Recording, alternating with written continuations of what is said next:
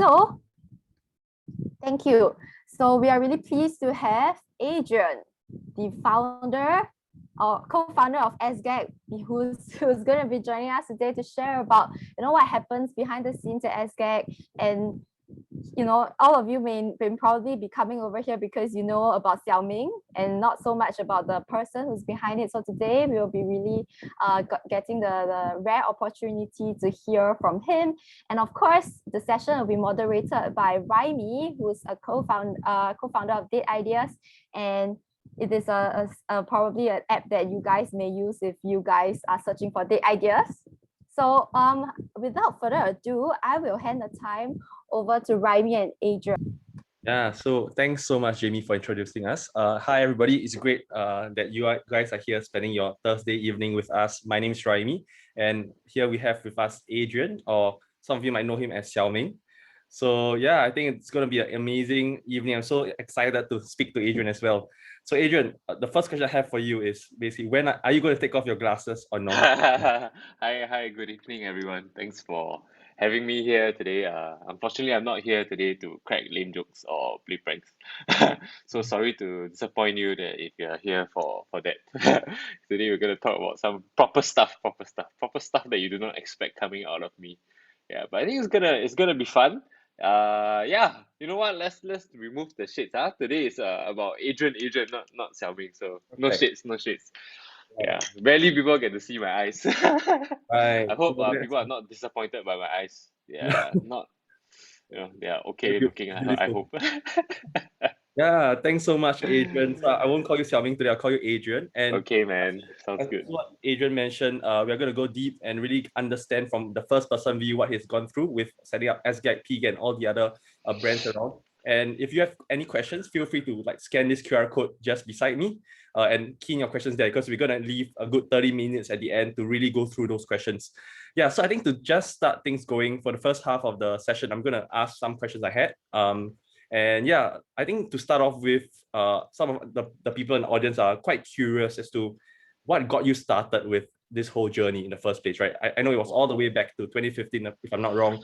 And yeah, maybe you run us through the whole history behind SGAG. Yeah.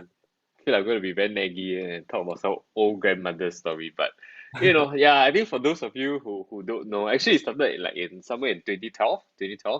I don't know whether you guys remember there was this episode where McDonald's ran out of curry sauce. It was super epic. Like everybody on the internet was buzzing about it. Like a lot of Singaporeans, they were like, "Oh my god! Like how am I gonna eat my nuggets? Like my McNuggets without the curry sauce?" It's like, "Oh my god! R.I.P. curry sauce." And there was this whole big hoo-ha happening in Singapore. And I think that back then I was a university student in SMU. I was seated at the back of my seminar room. I was one of those not so good students lah. Right, so if there's a back seat, always be there because I'll be surfing the internet, surfing memes or 9gag and stuff like that. So that was the moment when I was me and my buddy, we were like, you know what? Since we are such a huge fan of memes, why not we create a meme, just for fun lah. So we created a very simple meme. Back then the memes were really those template one. Right, so McDonald's, why curry sauce, and the face was just so we created a meme and I was like, okay, where do I post it, right? I don't really want to post this on my own Facebook profile because my friends would be like, what the heck is that? Why is there a meme on your profile? Right. And I mean I couldn't post it anywhere else, not on 9gag, because 9gag was, back then a very international page, and this is a very Singaporean context kind of content. So that was when I decided hey, you know what? Let me just start a new Facebook page. Anyway, it's free. It doesn't cost me anything to start a Facebook page. And I just call it SGAG, whatever. I mean, I didn't think too much of the name back then. So we uploaded a meme. And within a day, we got 200 likes. I was like, hey, that's not too bad. I don't even get that many likes on my own photos when I post it on my own profile. So that was really the starting of SGAG. It's because McDonald's ran out of curry sauce and we just kind of randomly created a meme. And that was how we kind of really got started over this entire journey lah. Yeah, it was just something that we started for fun. We didn't think too much about it. Yeah. Right, interesting. And yeah, I think that's a very inspirational story. It's not you just didn't know what to expect of it, but you just did it.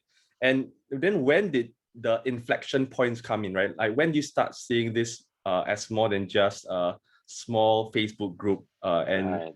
guide us through that thought process. I think in the first couple of years, I think the first like 1-2 years, after we started like SGAG, I think there were a lot of things that were happening in Singapore. I don't know whether you guys remember. It was like a lot of very interesting news, a lot of very meme-worthy things that's happened. There was like hail in Singapore, and then the lady who says drop, drop, drop like grapes, and then there was like haze until the whole CBD was just covered in like fog. You couldn't see anything, and then Orchard Road had flood. MRT has never broken down so many times. I mean, now it's like, normal stuff, but back then it was just like a big thing, oh my God, people walking on the track, on the MRT track. So I think that provided us with a lot of materials, and I think that was when, SGAG really grew in the early years, because we really kind of jumped on some of this, things that Singaporeans are talking about, and I kind of create funny content out of it. So I think that is one of the big, like I would say, huge growth trajectory when it comes to like our community. But I think back in 2015 was kind of when we also had a big inflection point.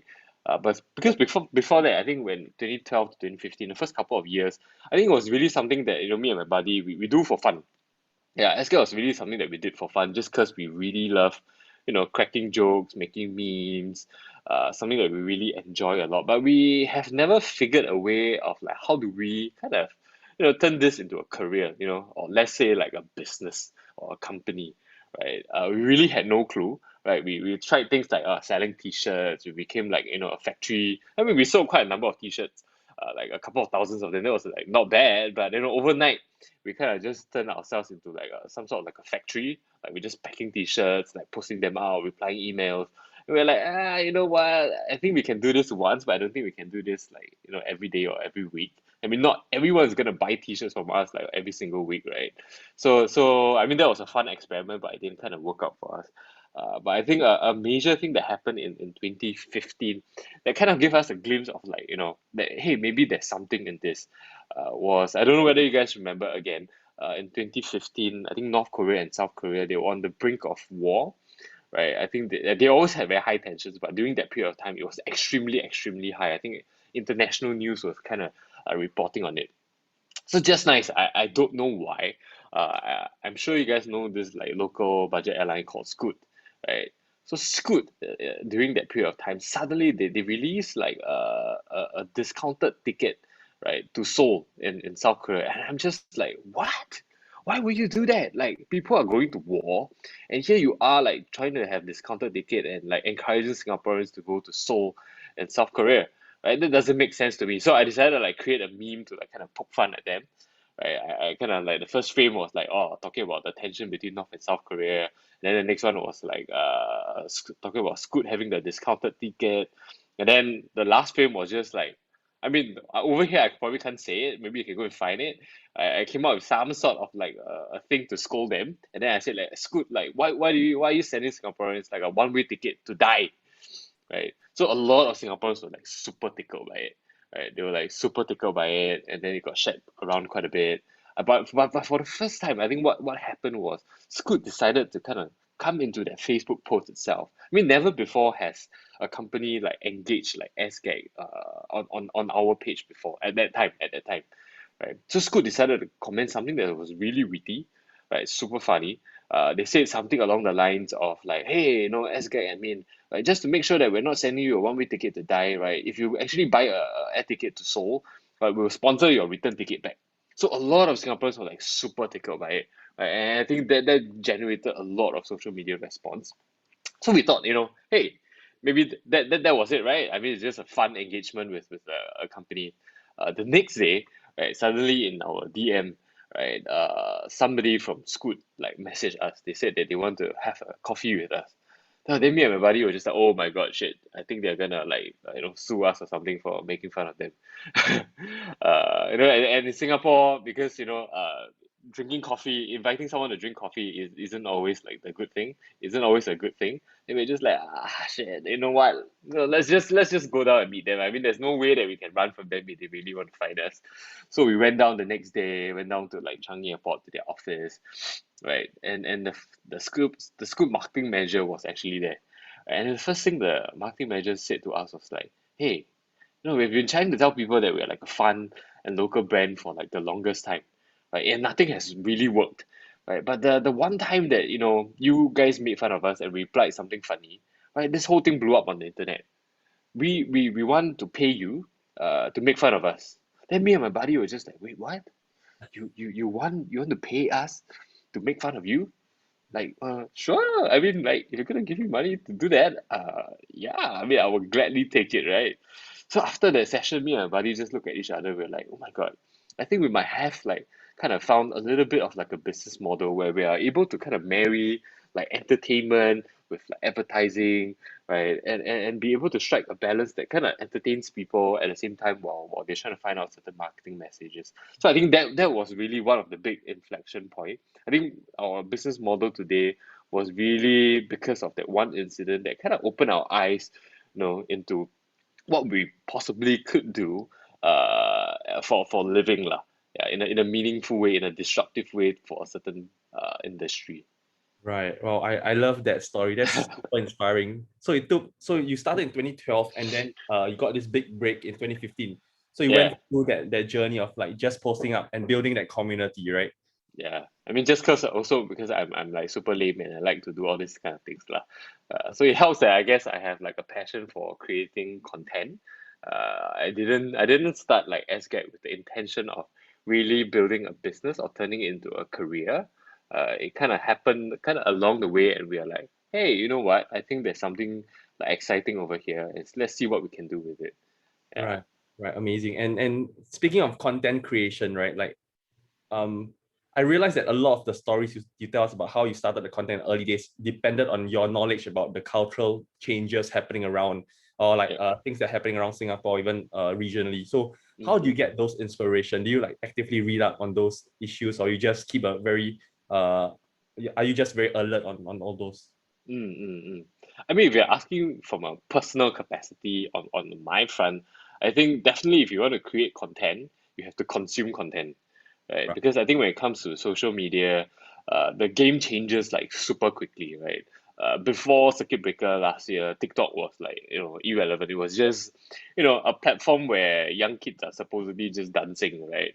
And a lot of people were very skeptical about it. But because of Circuit Breaker, everybody has no choice, right? But to kind of explore new social media like platforms. And I mean, if you look at TikTok, I mean, the kind of content that goes on over there is completely different from what you normally consume on YouTube, for example. Right. So I think to be a creator, you really have to, consume all sorts of different content. I think that is definitely the prerequisite.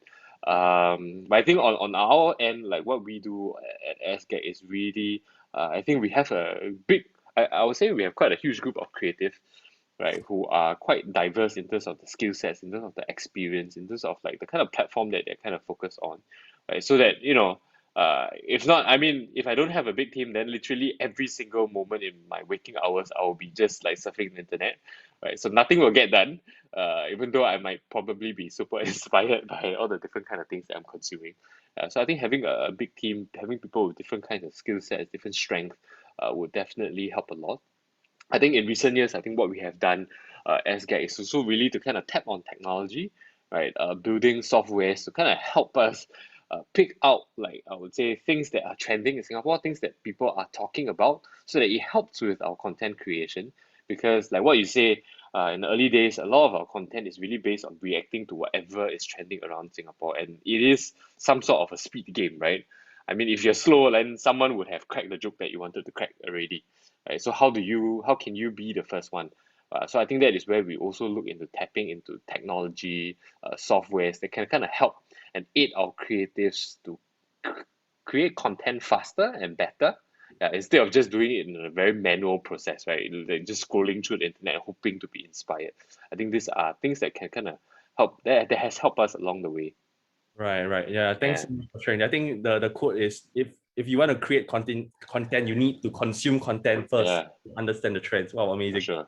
Yeah, and I think speaking of which, now that you mentioned about expanding the team, you mentioned that you can't do it all alone. So when did that inflection point come when you thought that it's the right time? You and your partner thought it was the right time to expand the team, and how did you all approach that whole journey? Mm. I think for us, honestly, especially in the early days, it was a very experimental approach. So we grow when we can, we grow when we kind of feel a little bit more confident. Because the truth is that I think when it comes to SGAG and the kind of like content marketing industry that we are in the early days, there was literally no one who was doing this. Like there's no one that we can reference with like, oh, maybe we can look at this company. This was how the company scaled, right? Every new step that we take was a new one that no one has done before. So for us, it's a lot of exploration that we had to do before we are kind of confident that, hey, we can, probably hire a couple of people more to kind of bulk up the team. So in the early days, it was just me and Carl, my partner. And I think once we started gaining a little bit of confidence, getting a little bit of attraction on the business front, that's where we hired a team of five. So then I think year on year, especially on the early days, we kind of doubled in our size. So the second year we had 10, third year we have like about 30, fourth year we had about 50. And I think that was really primarily also because of the shift. But in the early days, we were just creating memes, right? Memes are a lot easier to create. I mean, it's not that you can just think of an idea, you can just anyhow create one. But you have to think of one and to create one. Maybe it's slightly easier as compared to say video production. Yeah, so I think sometime in like 2016, 2017, like Facebook switched on their video feature, and we thought to ourselves, hey, aside from memes, I think it'll be interesting to see how can we entertain Singaporeans, not just in an image format, but also in a video format. And I think, as we all know, video production, it is something that is a lot of is very resource heavy, right? So I think that is where we very quickly scale up the team from 15 to 30 to 50. Just because I think video production is something that takes a lot of resource or manpower to kind of execute. Right. Yeah. Got it. And so you mentioned that your growth is actually pretty fast, right? Doubling every year. So how do you go through the experimental process? Do you have mentors, advisors, investors, or just yourselves? It was painful, honestly. It was really painful. Because I think between my partner and I think we are all like, I think I will consider ourselves like first-time entrepreneurs. We have never really worked in a corporate environment. We have never worked in a team of like 100 or 50 or even like 30, right? Every new headcount that we add into like our team was an additional person that we needed to handle. Right. So it was really, really very challenging because I mean, processes and structure that we put in place for like 5 people, once you reach like 10 people, it wouldn't make sense anymore, right? You don't talk in a room like that. Right? 10 people, you really have to like kind of like split it up, according to the department. Right? So a lot of like things started breaking. Like every year, like we're literally like tearing up like processes and structure that we have built the year before, and thinking about what do we need to do now that we have a bigger team, like our offerings are slightly different. Right? So I think in the early days, I would say it's very, very, very challenging. I think we made a lot of mistakes, right? But I think what we do was we had a mentality of like, oh, let's fail fast, right? If anything, let's just fail fast. Let's just try. If it works, great. If it doesn't, let's just take it and tear it apart and just kind of throw it away, right? I think that allow us to kind of adapt our system, our processes, the way we think, the way we operate, and change things up very, very quickly in the early days. So I think that was, I mean, after 1 or 2 years, I think that was when we kind of realized that, hey, I think, it will be good that if we have some sort of like a mentor, some sort of like an advisor, right, to kind of help us and advise us and avoid some of these pitfalls, because these people are people who are from the industry, somewhat from the industry, who have some experience when it comes to management, structuring, product packaging, how do you market, how do you go to the market, how do you engage the audience. And I think that was when we started really looking around for some of these people whom we can tap on. And I think we are very, very thankful that right now we do have quite a huge board of different kinds of advisors from different kinds of industry who has helped us in this journey. I think that has really accelerated our growth by a lot. It's not saying that we couldn't have done it ourselves, but it will probably be a much, much longer path. We'll probably have to fail a lot more. So I think that is something that I feel is one of those things that looking back, I think it was really one of the right decisions that we had made to engage advisors and mentors to help us in our journey. Right. So just to summarize that, so from 0 to 1, from nothing to something, you did on your own. But from 1 to 2 to 10, right? That's where you needed the help of others to accelerate your learning. Correct. For sure. Because I mean, as smart or as talented we think, or I think I am, The Right. truth is that, there's a lot of things that we don't know, right? That I suck at numbers, I suck at math, and I can't do everything but myself. You sometimes really just have to, look outside and hire people who are better than you in certain areas that kind of complements with your strength. I think that is really one of the growing the lessons that I learned while growing the company. Yeah. Right. Fully agree. I think I mean the organizers of this program, SCAPE, also is that's the reason why they started the SCAPE Creative Fellowship Program, really to help entrepreneurs to grow. And yeah, just feel free to stay on after this session to hear more about that. But Yeah. moving forward, I think the last like 5 to 7 minutes, I want to ask about the future plans for the company, right? What's next for SGAG or the whole group? If I tell you, I have to kill you. No. No, just kidding, just kidding. I mean, I think our mission has always been to make people's day a better one, through the kind of content that we are creating. And I think increasingly, I think we started to see that, hey, especially with circuit breaker, especially with the rise of TikTok as a platform, there's a bunch of like a whole new wave of creators. Right? And I think we started seeing like, hey, the kind of things that they are struggling are exactly the kind of things that we went through in the early days, right? So how can we empower some of this new generation of creators, and help them in their journey and turning something like that they're passionate about into a career? I think that is where, I think last year, I think when we saw the opportunity, or we saw the kind of gap that we could fill, the kind of value that we can add, we started this new entity called the Hatmill Creators Network. So basically, what this network does is, we'll sign like all these new creators, especially those that are on TikTok. I think what we wanted to do is to kind of help them accelerate their growth, right? Help them connect with clients and agencies, because all these networks that we have built along the way, client relationships that we have built along the way, are things that take a lot of time, right? And I think we feel like, hey, some of this knowledge that we have, some of this experience that we have, some of this network that we have would really be useful in helping some of these creators, some of these new creators, connect with clients, connect with the audience.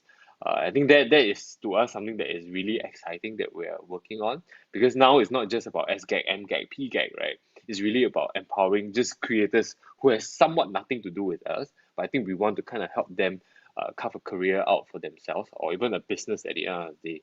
And I think that is something that is a very exciting journey, exciting project that we're kind of working on right now. Yeah. Right. Interesting. Yeah. So I think that's how SGAG started off as well, right? From a content creation standpoint, building a community, and Yeah. then sort of translating that into actual business. Yeah. Yeah. So Yeah. that's great. And my question is why? Why this network? Like why this sudden shift in mentality? Was there any story behind it?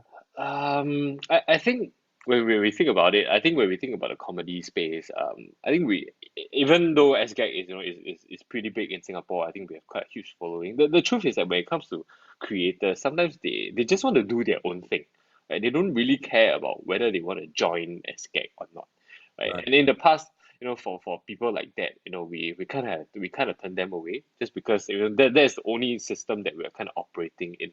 But I think increasingly we see ourselves that, hey, I think our role in this ecosystem, maybe we need to rethink, how we're value adding to this entire ecosystem. And Right. sometimes it's not just like about us. Sometimes it's just really about empowering the creators who have like similar ambitions of making people's day a better one, but maybe just not through SGAG, not through MGAG, right? They want to do it through their own platform, their own channel, and what can we do to help them? I think that is really the mindset shift that we had, that resulted in us setting up this network business. Right. Yeah. Okay. Yeah. That's I Yeah. mean that's very So the inspiring. mission is still the same, lah. The mission is still the same. It's just done in a different way. Right. Yeah. Understand. Mm. So I think I'm just going to give a few extra minutes to the Sure. questions we have, because like I want to really reward the people who are here tuning in. So okay, so one question I'm getting. So again, just to remind everyone who came in a bit later, if you have questions for Adrian or Xiao Ming on SGAG from SGAG, please scan the QR code and drop your questions there. So yeah, I think one of the questions we get, and the topmost voted one, 3 votes currently, is what advice would you give to youth who are thinking twice about going into the media industry? Oh, okay. Um, the word of advice, I would say just try. I mean, because honestly, there's nothing much to lose, right? Especially when it comes to a media business, because the distribution platform is free. The only thing that you're giving up is a little bit of your time. But I think that's why I felt like, when I started SGAG in university, I think that was honestly the best time because the opportunity cost is not a lot. I'm still studying, right? Maybe I sacrifice a little bit of my grades, sacrifice a little bit of my sleep, right? But I just go in with the mentality that, hey, I've got nothing much to lose. Let's just try it and see where it goes. Right? I think with social media, you don't have to pay a lot of marketing dollars to get your ideas out, right? If you have a good idea, a good content piece, a good creative direction, the audience would naturally like validate it, right? The platform will naturally push it. So I would say that, yeah, let me just go with the kind of mindset where you're just trying. There's nothing much to lose, and let's just see where it takes you, right? Yeah. Got it. I think a lot of the audience questions wants to hear more war stories or like more anecdotes from your journey. So maybe answering the next few questions, just try to recall those bits of Sure. of stories if possible. So one of the questions which was asked is about building a team culture, right? Like do you face any issues? What's SGAG's culture like now? But more importantly, how do you create a culture? Were there any challenges along the way? Yeah. I mean, I really would not want to like sugarcoat like the words here because I think all of you guys in this room are like budding entrepreneurs. I think building a culture is a big word. It's easy to throw around, but it's actually really really difficult. It's really difficult, especially if you are a growing company, right? Because a team culture would be super awesome when you are like a team size of 10 maybe, right? Where you have so much face time with everybody, you're having lunch together, you're like just hanging out together. But when you reach a team size of like 50, for example, right? And if you are like the boss, right? Or like the founder, right? How do you maintain that culture? People start having like cliques. Right? It's natural, right? I mean, people kind of veer towards, people whom they're comfortable with. They have cliques, right? You don't get to hang out with people that often. There are like different departments. There are like hierarchy right now. So I think that becomes a lot more challenging. And I think as fellow entrepreneurs, I think that is really something that people have to, or founders really have to think about. Right? Because you cannot assume that the team culture at 10 would naturally translate when you have a team of 50 people. And then some people come, some people go. Culture is very people dependent, right? Some people who are very magnetic in terms of their personality, right? Once they are gone, right, they take a little bit of their culture away from them, right? Then you have to kind of build a new culture. So I think these are really things that you guys would really have to think about when it comes to culture. I think where we are at SGAG right now, I would say that with COVID, I think culture has become a lot more challenging just because everybody has been working from home, and as many Zoom team bonding sessions you might want to like organize, it's just different. Right? It's different from physical interaction, right? Having a drink or two, singing in office. I mean, if not able to do that, a lot of it is kind of taken away. So I think we really have to kind of be very creative and deliberate in terms of like what we want to do to get people to hang out together, to build whatever culture that we want to build. So I think that is really still I would say a work in progress for us. But I would say that culture is something that is deliberate. It doesn't just happen naturally. So I think that is really that one piece of advice that I will give to the audience in this room. Yeah, you really have to be deliberate in terms of like thinking about what kind of culture you want to build and how do you go about building it. Yeah. Right. So I'm going to challenge you a bit, like any anecdotes, any stories that you felt, maybe a bit, whether it's a tough crisis in terms of culture, or was it a difficult decision you had to make in your company? Yeah.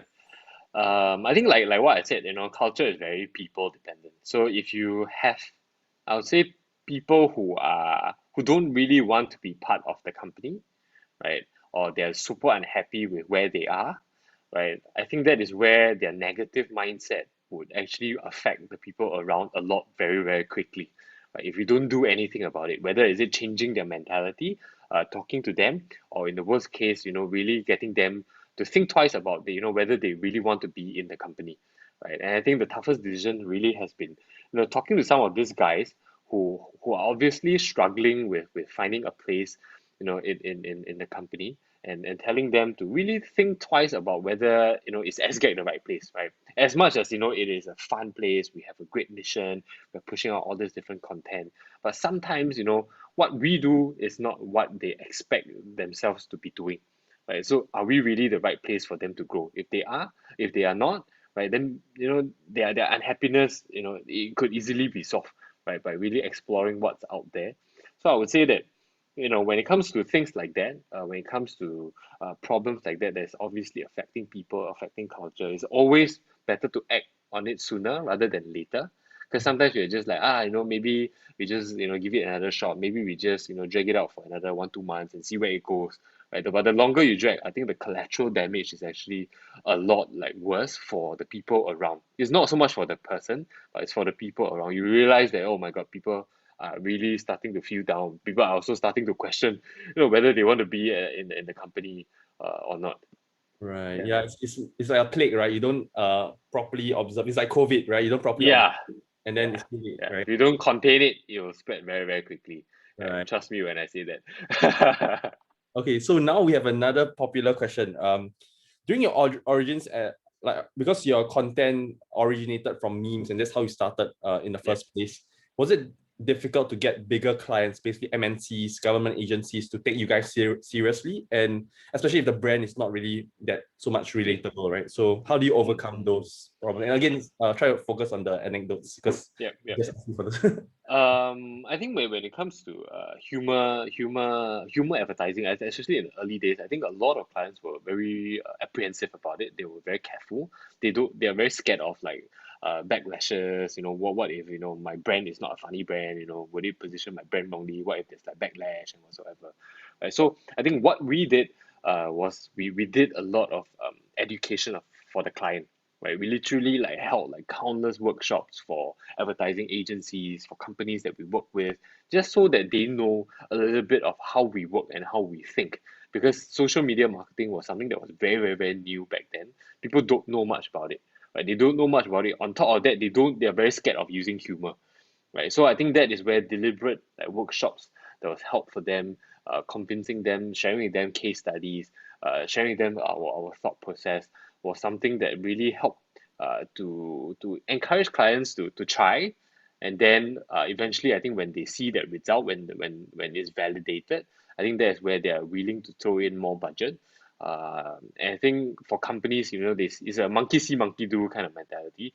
If I see company ABC trying it out, I was like, oh, okay, if they dare to try it out, maybe I should, maybe I could, right? Maybe let me talk to my bosses, right, and tell them that, hey, our competitor is doing it. Like, I think maybe we should start exploring something with SGAG as well. So I think this is the kind of approach that we took. But it definitely took a lot of time, definitely took a lot of effort. It was not something that just kind of happened naturally for us. Right. Yeah, Yeah. I think the good thing about humor is all encompassing. Even if the bosses are not humorous people, at least there's at least one employee down there who really believes in like Yeah. people smile. Yeah. Okay, and so this is also another interesting question. So, how do you actually manage that potential backlash? Because especially one of the people who asked the question mentioned the recent post about Minister Lawrence Wong getting the arrows as part of the COVID press conference. So, were you afraid that could get some backlash from the government, from people, and how do you manage those? Okay. So I think if for some of you guys who have followed us since like the early days, I think in the early days, like a lot of our content were built around like making fun, right? Making fun of people, making fun of companies. I mean, basically anybody that says something like wrong or is meme worthy will always be there to kind of poke fun at them. But I think over time, I think that's when we realized that, hey, making fun is really not something that is up everybody's alley, especially when it comes to the style of humor. And I think from a company or client point of view, not everybody wants to be made fun of. Not everybody is as crazy as good, right? But I think when we look into our DNA, right, making fun is really just one part of what we do, right? I think we are about like having fun. We are about like being funny. So is making fun really something that is super essential? So I think that is where sometimes sometime in the early days we decided to kind of take making fun out of like our content pillar. I mean now we still do every now and then. I would say it's just more of like harmless, like when they are like arrowing each other, Lawrence Wong, they all right. I think these are really harmless things. I think we know where to kind of draw the line when it comes to content like that. No sex, no religion, right? No politics, right? No bringing out of things that's unrelated to the kind of event that's happening, right? So I think we have like content philosophy to help guide us when it comes to creating content. But I think the huge shift is really focusing on having fun and just being funny instead of like making fun. I think that has helped us like kind of reassure clients, right, that we are a brand safe. I think the key word is really brand safe, right? Right. Because when there are things that are trending, it's always easy to kind of jump on it, right? And you will get the eyeballs, right? That's one thing for sure. But I think when you do that, the question is, are you brand safe? Right? If you're not brand safe and you keep doing this kind of controversial content, right, then you can do this for fun, but you probably find it a hard time trying to make this a living. Yeah. Right. Yeah, that's very interesting. So are you the gatekeeper today, or is it trained among your staff and your employees that Yeah, they know what's have the to. I mean, no lah, no lah. It cannot just be me. If not, then I will literally have no sleep, because we do create quite a number of content like every single day. So I think it's really about empowering some of our next generation leaders, communicating to the rest of the creatives on what are our guidelines. And I think these are all like I would say guidelines. And I think it's always constantly being improved. Because there's no hard and fast rules. It's not like, oh, we cannot like talk about this like at all. But I mean, there are some controversial topics that we don't, but there are some that are like really very gray lines. So I think having a team of people really talking about whether this is something that's a fit for our platform, I think it helps. Right. Yeah. Got it. Okay, I want it to be as personal as possible in this next question, okay, if possible. Sure. What is the biggest regret or mistake that you've made in your entrepreneurial journey so far? Yeah. Regret, I honestly, I mean, I know it's very cliche lah, but it's really honestly there's no regrets because even for wrong things that we did, we learned something from it. Right. Right? So even like when it comes to processor structure or mismanagement of certain people just because we're not experienced enough of a leader, that cause like unhappiness or maybe some people even leaving. I think these are all mistakes that we have. We acknowledge. I think we openly acknowledge to our guys that hey, we are still learning as leaders as well, and sometimes we make mistakes, and they are at the brunt. They bear the brunt of it, and I think we openly acknowledge that. So I wouldn't say that there are any regrets, but I think when it comes to mistakes that I've made, biggest one. Wow, I need my guys to kind of tell me. um,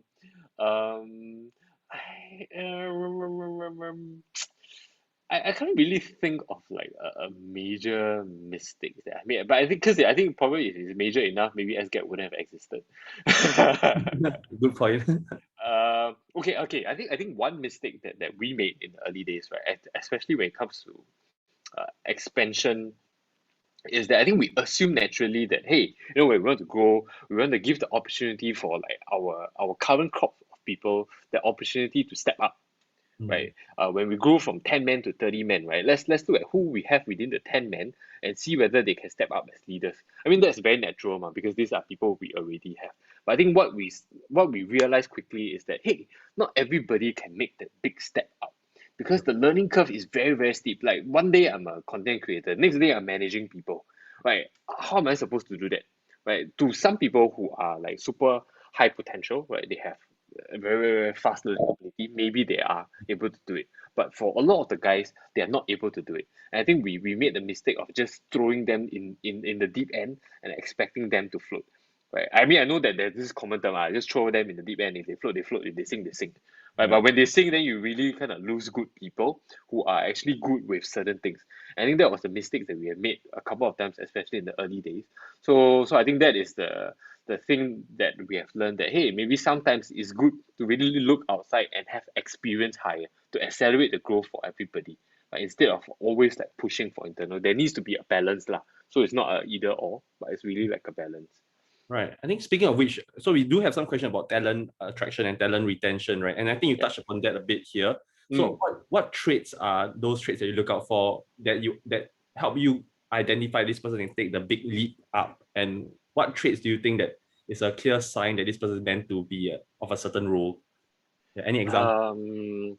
Okay, I think this is a very broad question because it really depends on what is the next big step up they're supposedly taking. Because if you're creating content, if I want you to kind of lead like a project right now, then maybe the leap is not as big as compared to like people management.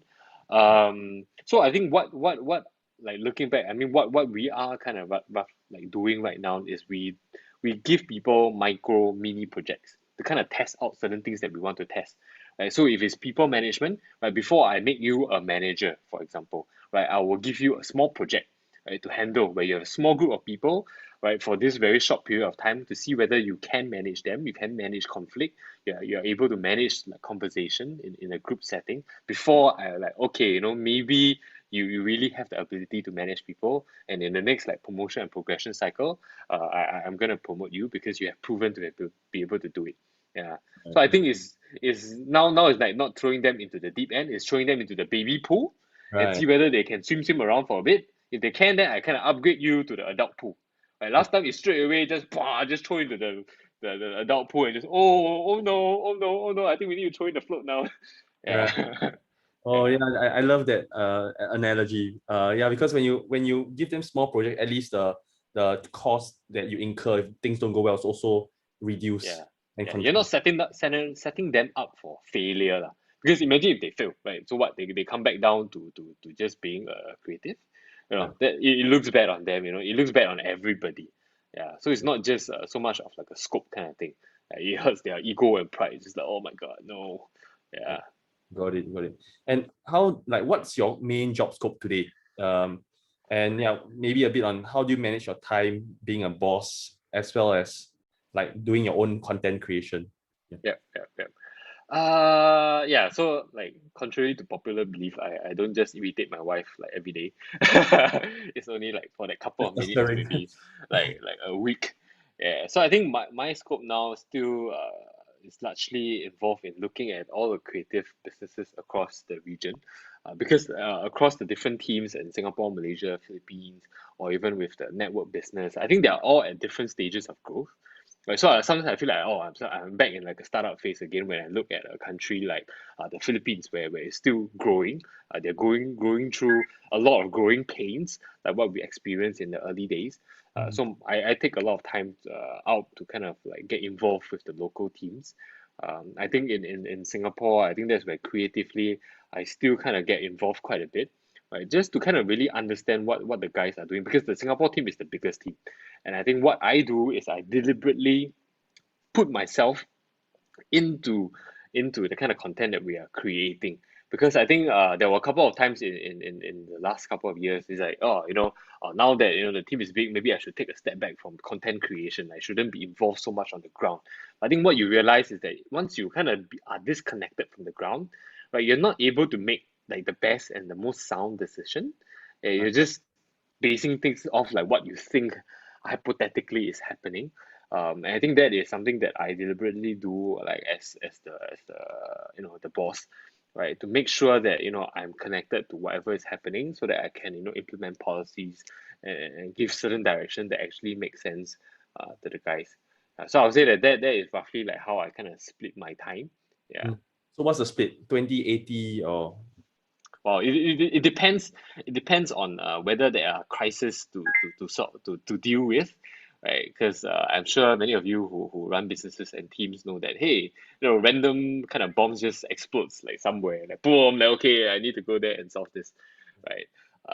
So I would say that 50% of my time is still really pretty much focused on the creative business, and then maybe like 30% on like management, and 20% really just kept for you know uh, things that I don't expect to happen, and then it happens, and I will have to go and deal with it.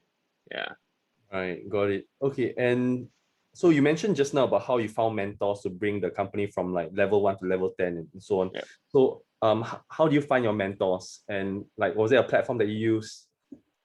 I mean now there's probably not a lot of these opportunities because of COVID, but I think networking events are really important. Industry events, right? Even though it might be somewhat related but not exactly related, I think it is important to put ourselves like out there, right? To really connect and understand and know who are the big giants of the industry, so that you know you can really tap a little bit on their expertise, and hopefully you know if you find one which who believes in your business, who's willing to kind of give back to the younger generation of our entrepreneurs, right? You can kind of get them to be your advisors, or get them to be on your board. So I would say that networking events are really, really important, because sometimes if you're just kind of stuck, we're just like in a room, and the ideas are just kind of stuck in the room. Sometimes you really just kind of need to get out, right? To kind of get yourself inspired with some of the problems that you are facing. Right. Mm. So then how do you convince them? Because I think that's something that's on a lot of people's minds, right? Like, oh, I can go out of the room, but what if I get turned down and like it's gonna hurt my confidence? So how do you do that in the early You days? gotta put your ego down, man. I mean, it's because the honest truth is that, when it comes to things like SGAG as a business, people who actually sees value in it are far and few in between. I mean, that's the honest truth. I mean, as a business, right? Because it's not like, wow, the kind of business that will give you like 10x in the next 2 years, right? And to a lot of investors, this is just not sexy enough, right? This is not sexy enough. They're not going to get their ROI. But I think when you find the right investors who sees meaning in what you do, right? I think it's really communicating what you feel. Why are you doing this? Right? Why are you so passionate about it? Right? Why do you want to kind of dedicate your life, have sleepless nights over this thing? And I think if you're able to share exactly why you believe in this business, and someone can connect with that, I think that is when you know that you have found the right person to advise you, right? Because I mean, if it's just all about the money, sure. I mean, definitely there are advisors and investors who can do that for you. But I think it's clearly understanding, uh, who are you looking for and why are you looking for them. At different stages of growth, sometimes you need people to guide you more, sometimes you need money more, sometimes you need network a bit more, right? So you go in with these network sessions, clearly knowing what are you in there for and who are you looking for. I think that helps you in terms of like filtering through the kind of people out there who can help you. Right. So just to distill the few key points is just go out there. If you don't talk to anyone, you can't meet that person who resonates with Yeah. you. And then Yeah. secondly, share your vision, right? Share the why behind it and convince them based on that, because there's no traction or high hockey stick growth in the early days, right? Okay. And I think one question we have is about funding. So they ask, how do you finance the company in the early days? Yep. You guide us through the whole profit making, and when do you all raise your first round and why? Yep. Okay, so I think, to be honest, I think in the early days, I mean, we never really operated like a startup in the early days, right? Because like I shared earlier, it's just something that we're passionate about, and we just wanted to see where we can go with this, right? Especially when it comes to growing a community. So I think in the early days, I think when we started getting a little bit of clients here and there, I think that was when we started growing the team very, very, very slowly. We didn't raise any fund because I think for us, we are also not confident with the business model, right? We were just in a very, very experimental phase. So I think that was good, because I think if we had raised money a little bit too early, then we will have the pressure to kind of deliver the numbers, and maybe that will have affected, when it comes to community growth, right? Because suddenly you have that pressure to just push out, advertorial content or whatsoever, that it really isn't a good fit. So I think to find that mix, to find that fine balance, I think we really gave ourselves a good 1 to 2 years to find that balance before we validated the business model and started expanding the team when we started bringing in more clients. Yeah, so I think in the early days was completely self-funded. We grow when we can, when we grow when we have the ability to do so. But I think once we started, we validated the business model. I think that was when we started asking ourselves a question of like, how can we accelerate this growth? Because it's already been validated, but we are not able to accelerate it. So I think sometime in like 2018 or 2018, we raised our seed round. It was not a big round. And I think when we wanted to raise that round, we had a very, very clear objective that we wanted to accelerate this growth, not because we don't have the money, but I think we needed the network. We needed the network in the industry and in the advertising and media industry. We needed network in Malaysia and Philippines, where we were intending to expand into, right? Because this network will help us open doors. Like now we can go in like at a managerial level. We can talk to like the managers. We can even talk to like the bosses of the agencies, instead of like going down like from the bottom, like begging like accounts people, hey, please give me like a small budget so that we can try something out, right? So having this network open doors at a slightly different level, and that kind of accelerates the kind of conversations, the kind of campaigns, right, the kind of ROI that you have, on the business front. So I think in 2017, 2018, that was when we raised that small round to get this bunch of investors in to help us open doors.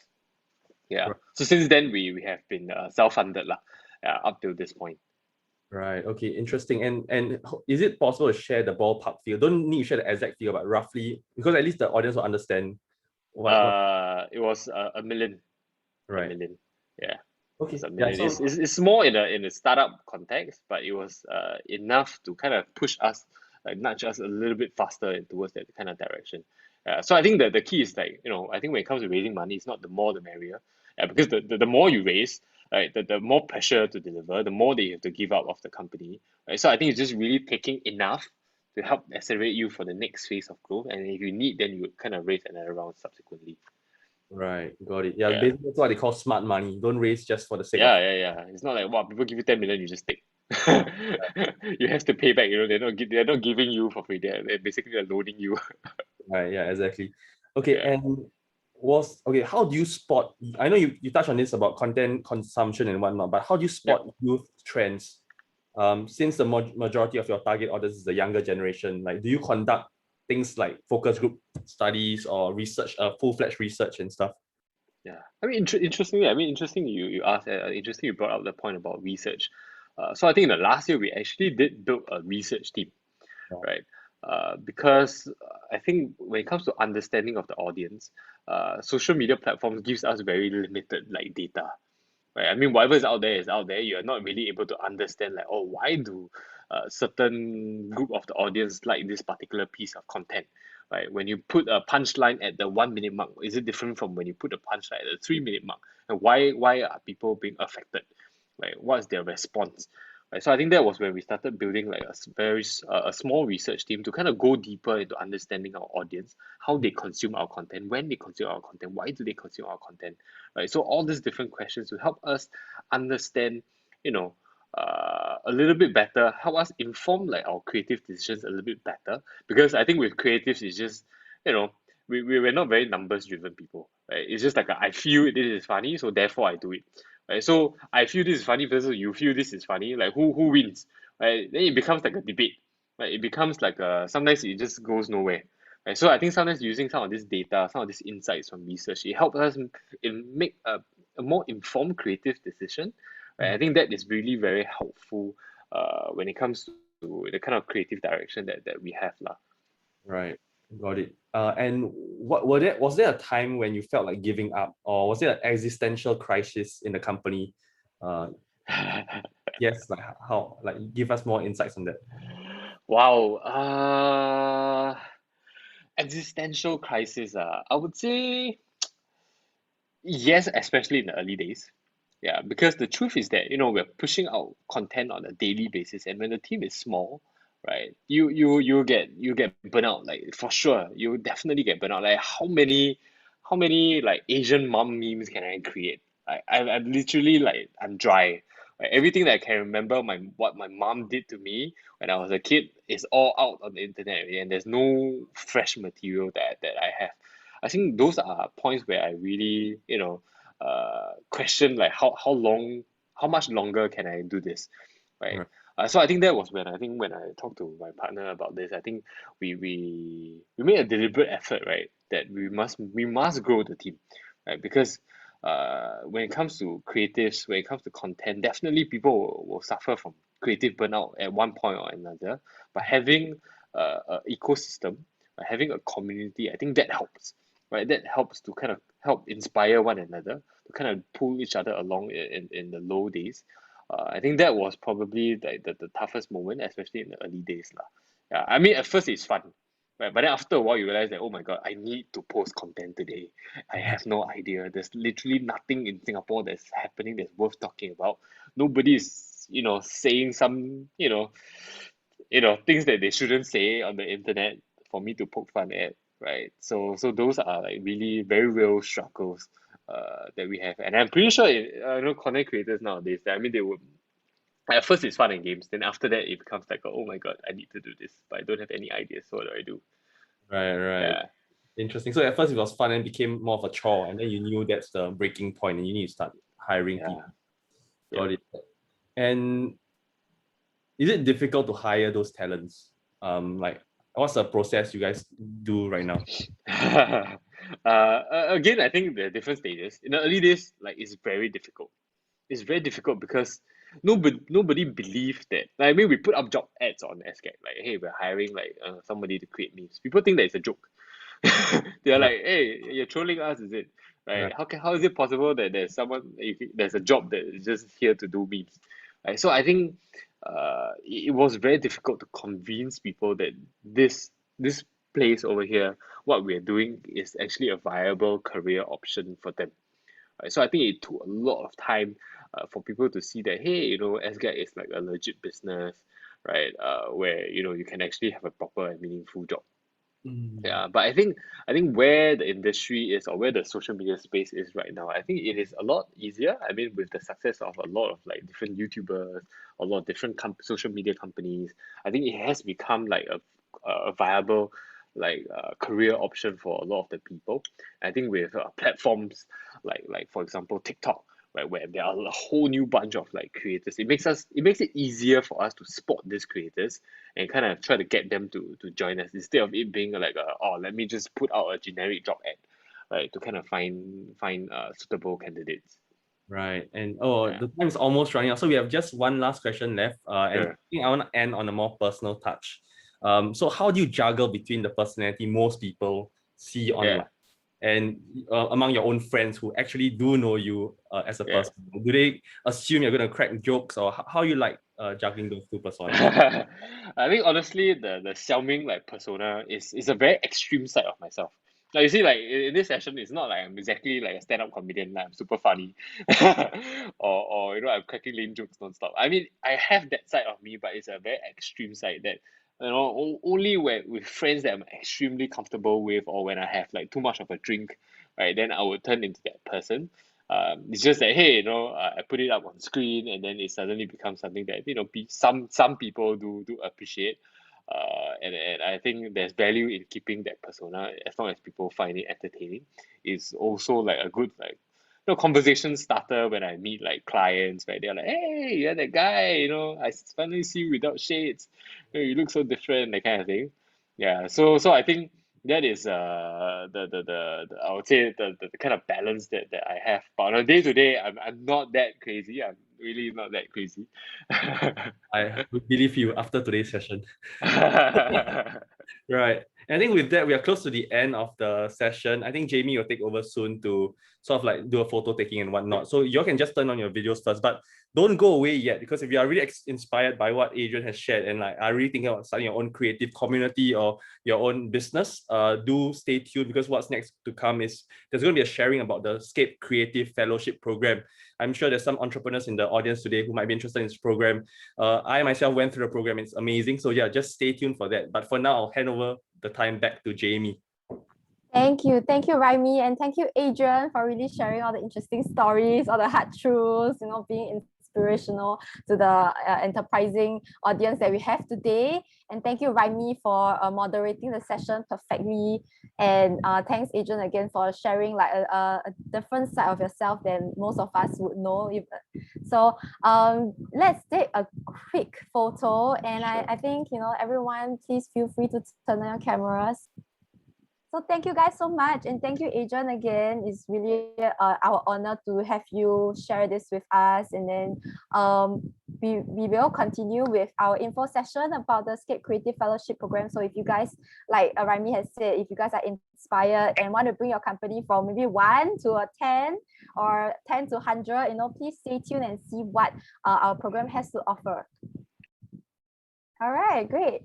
So I hope you guys enjoyed the video, and I'm gonna invite the VIP that was featured in the video, Raimie, back to share with us maybe a few words on your experience, so that the teams here know that what you said wasn't just for the video. Right. Thanks for having me here again. And I'm the reason why I'm even here in the first place is because like we benefited so much from the program. And yeah, I think what you can expect from this 20-week long program, if it still stays the same, is there's going to be a lot of master classes where you learn about business model validation, learn about pitching and whatnot. And there's also going to be mentor speed dating sessions where they invite super high profile mentors down to give a lot of advice on various fields, and you can choose which mentors are most suitable for you.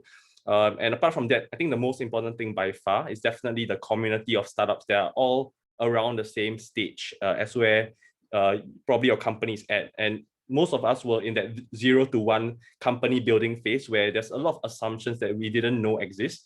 And because there are other companies that are around you that face the same problems, some of them might have figured out certain issues that you haven't overcome yet, and then they give you advice. And even till today, another company which was in a program as us as well, Ransack, we just met yesterday to form another partnership moving forward. So partnership opportunities are endless. Yeah, so the community is something that only recently started by growing super fast. So you should be part of it. Thanks, Raimie. Thanks for the kind words. And without further ado, we'll be going into the nitty-gritties, a little bit more on the nitty-gritties of the program itself, especially for those of you who have started to find out a little bit about what the program does, and you may have some questions at the end. So just a reminder, this session is still being recorded. And then if you have questions, you can go to the same Mentimeter QR code or link in the chat where you can pop in your questions, because we have a Q&A section at the end. And you can also be directing your questions to Raimie, who will still be joining us for that session.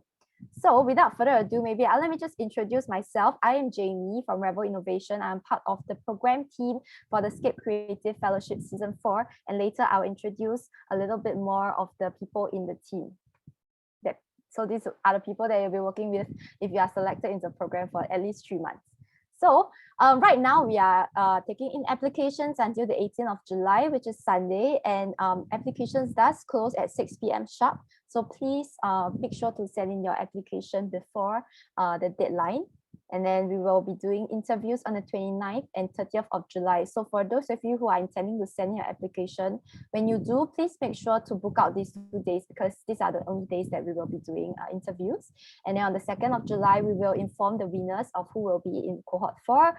And you guys have a few days to make sure all your schedules are ready. And on the 12th of August, to 27th of October, we will be having weekly workshops, master classes, and mentoring sessions.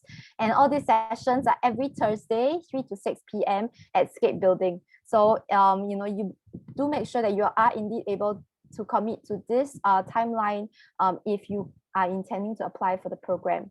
And then ultimately, the program ends in a grand showcase where you guys will have the opportunity to present your business to an audience of, investors, people in the creative sector, people who are just keen to support creative businesses and young entrepreneurs like yourself.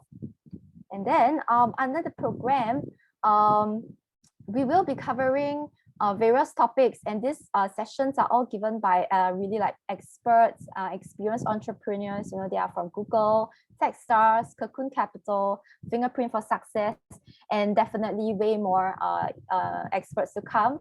And we will be covering key topics that are extremely important for you guys in scaling your business, in terms of goal setting, problem definition, solution development, design thinking, digital marketing, legal, team development, as well as opportunities for practicing how do you pitch, for different purposes. So as part of the program, you will get access of up to $100,000 worth of business and lifestyle perks, and you will be getting 1 year of complimentary SCAPE Headquarters hot desking membership for 2 packs.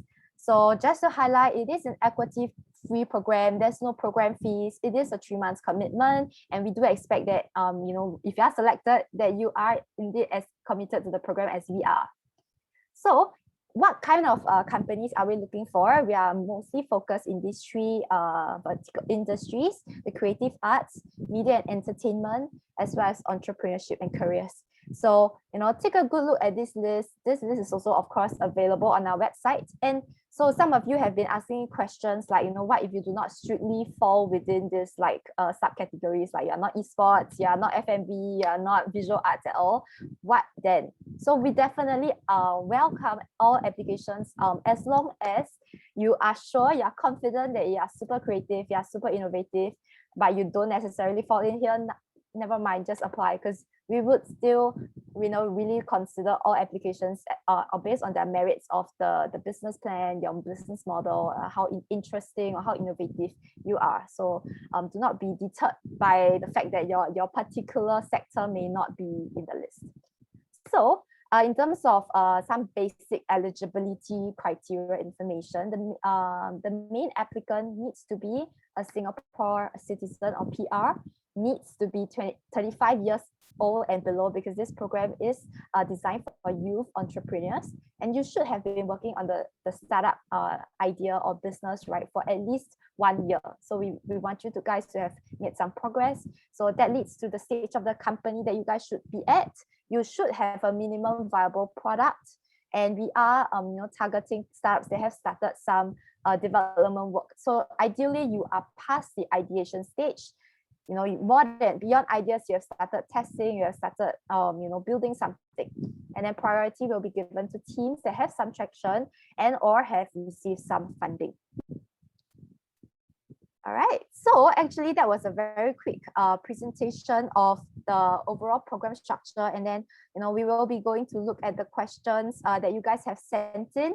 And for this section, let me also introduce Alice, who is a senior manager who is running the entrepreneurship and careers programs at SCAPE. So you can direct your questions to all of us, including Raimie, and then we will make sure we address your questions from the Mentimeter. Hi, Alice. All right. Hi everyone. Thank you. And then, okay, I'm just seeing the first question in, right? What is the commitment level for the program, like hours per week? So every Thursday, the sessions are going to be between 3 to 6 p.m. On the Thursday. So that is maximum 3 hours on a weekly basis. And most of the sessions are actually not the entire 3 hours. It's like maybe between 1.5 to 2 hours to 2.5 hours. So as long as you book out the 3 to 6 p.m. time slot, you are good. And then are there certain taboo industries or sectors that are not welcome, such as sexual wellness or sex toys under retail e-commerce? Alice, would you like to take this question? Well, I think more importantly is your business idea, whether is it also gaining certain consumer or market demand. We'll review the proposal accordingly. So look forward to hearing your crazy idea or good ideas. Yeah. Yes. So as Julina shared in the Zoom chat, right, feel free to also drop your questions directly in the chat, because we also have it on our screen. Whichever is more convenient for you, feel free to post your questions in. If you love to let us hear your voice, we also wouldn't mind if you just unmute yourself and ask your question.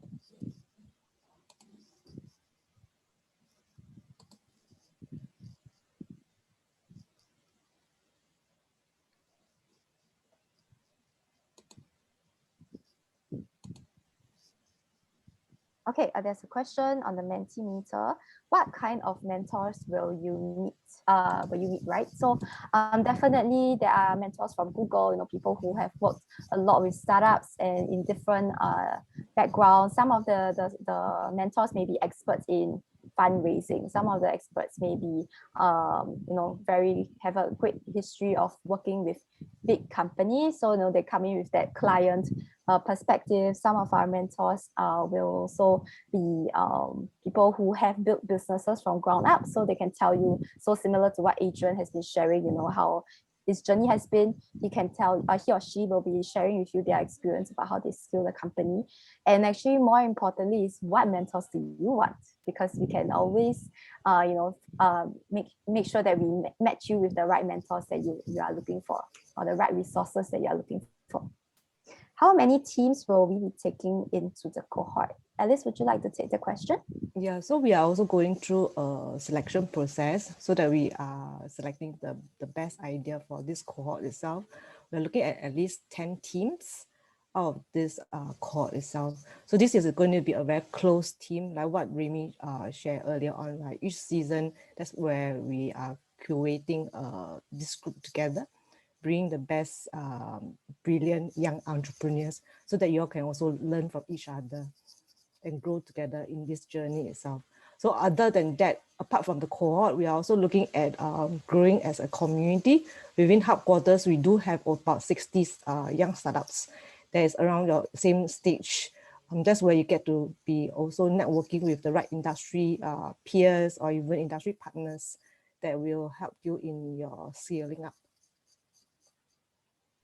All right, thank you. Next question. If the startups have already launched and have revenues, but looking for advice to grow or seek funding, is this program suitable, or is it too mature a startup for this program? I would say no. You are definitely still in the right stage for us to look at. So, and I mean, you know, part of our program does include sessions on exactly giving the advice of how can you seek funding. So definitely you would be ready for this program. Definition of startup. Yes. In fact, on that question itself, right, even the last season, we have some of the startup that's of a more matured stage in terms of their growth. So that's where we also will look at the overall proposal and see whether does it make sense in terms of the whole cohort also. And yeah, we'll start reviewing and accepting that. Yeah, so make sure when you submit your proposal, pitch your idea also, because this is like cream of the crop that we are trying to curate for each of the season. And you will also get, I mean, the team here is very passionate. You are able to really talk to them also along the stage. Yep, thanks, Alice. All right, next question. Definition of startup to 3 years or 5 years. Alice, would you like to take the question? It depends. I think it's depending on the different stages, whether is it pre-seed or seed itself. Yeah.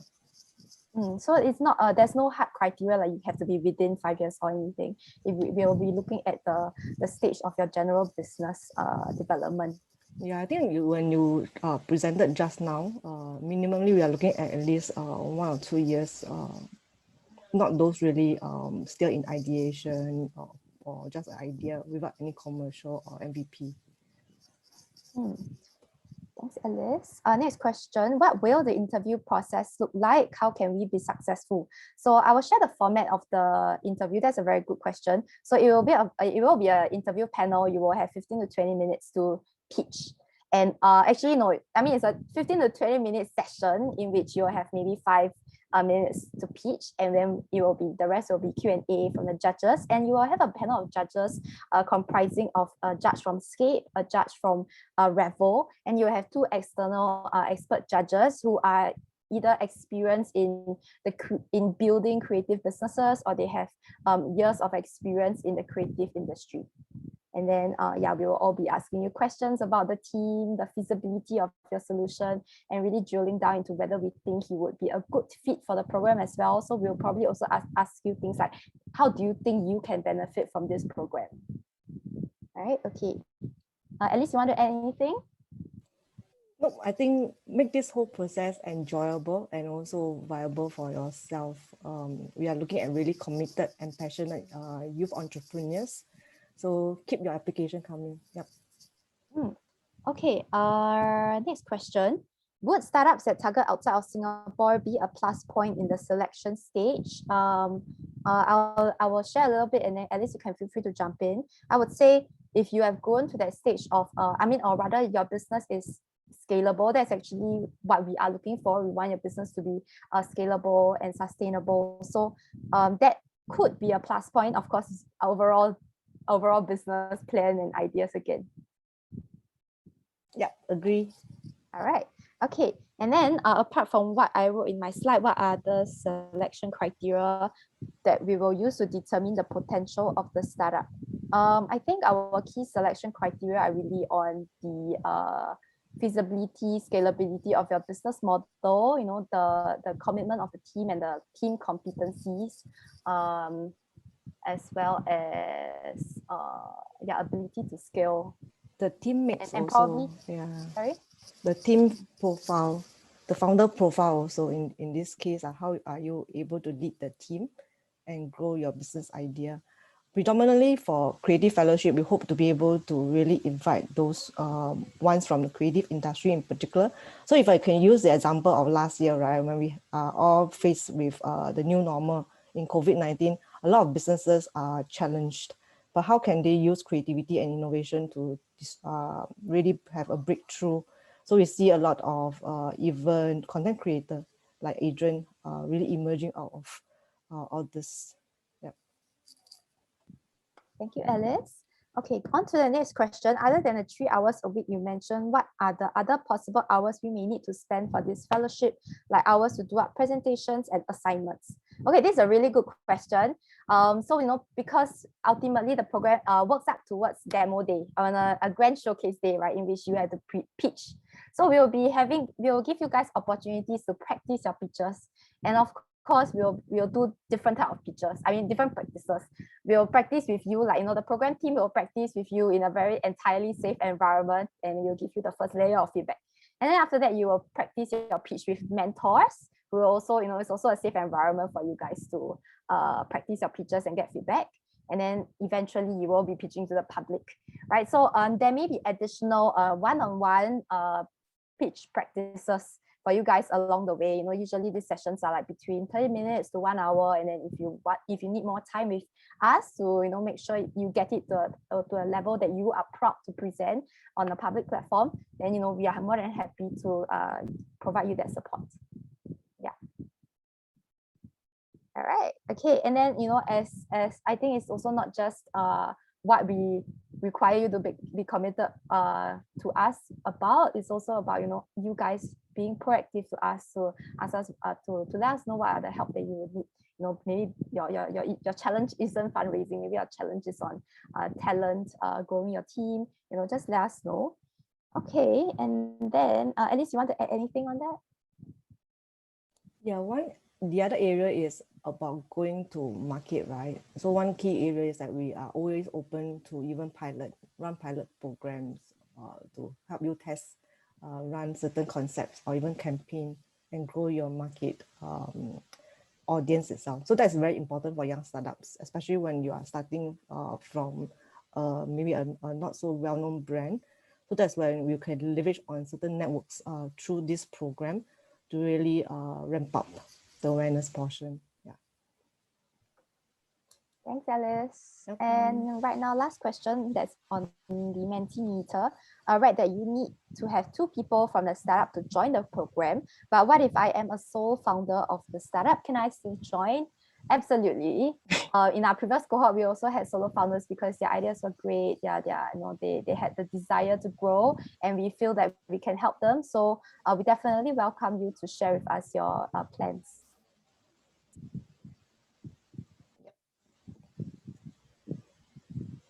Anyone wants to unmute and ask us question instead of us referring to the Mentimeter? Yeah, I think if you all have any questions about like more first-hand experience as well, just feel free to ask since I'm here.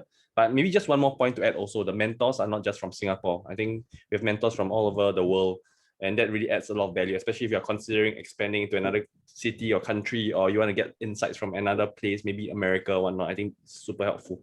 Yeah. Thanks, Raimie. All right. Okay. If there are, feel free to send in your last question. But in the meantime, let me share back my screen, which I will show you guys what next. If you are interested and so far and stayed on till the end with us, which we really, really do appreciate. So, reminder, applications close on the 18th of July, Sunday, which is about 10 days away. And then, if you if you forget what we shared today, you can go to the website to find the same information over there. And if there are certain things that you still are not fully sure about, feel free to send us an email, and then we'll let you know. We will reply to your email. All right. Okay, so no last questions. So, okay, while you guys are brainstorming your last question, right, let's do a poll. July, could I get your help to activate the poll? So we want to know, how you guys have found the program, not the program, for the event for today, including the chat with Adrian, as well as, your interest in the Creative Fellowship Program.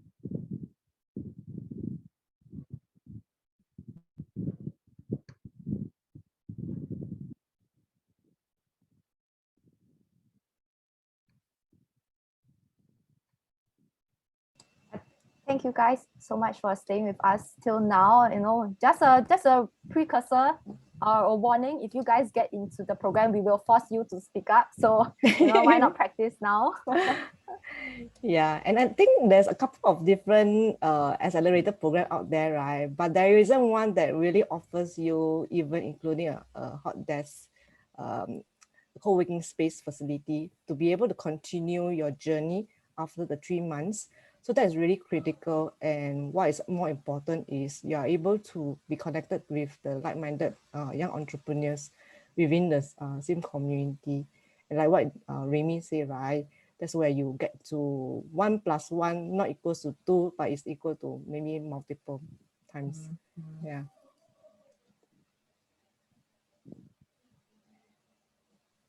Anyone wants to try speaking up? Then we also take a highlight on your application and look at your application. Preliminary tick. Yeah. Can I ask something? Yes, please. Yes. Yeah, so can I check, right? So basically this fellowship is something like building a pitch, like a perfect pitch deck to sell our business, like, in a way, to get investors, you know, or what? No, that's definitely not the only outcome. That will be hopefully one of the outcomes, you know.